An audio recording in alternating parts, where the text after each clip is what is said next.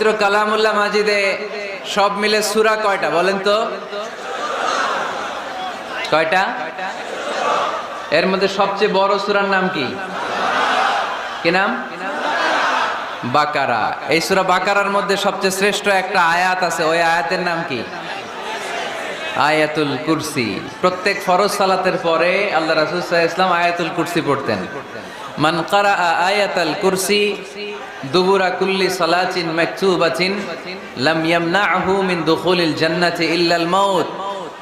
প্রত্যেক ফরজ সালাতের পরে যে ব্যক্তি আয়াতুল কুরসি পড়ে তার জান্নাতে যাওয়ার ক্ষেত্রে আর কোনো বাধা থাকে না, একটা জিনিস ছাড়া, সেটা হচ্ছে মরণ। লোকটা মরে না তাই জান্নাতে যায় না, মরলেই জান্নাতি। এটা পড়েন আপনারা? পড়েন না কারা কারা দেখি? আপনারা পড়েন না, কাল থেকে পড়বেন।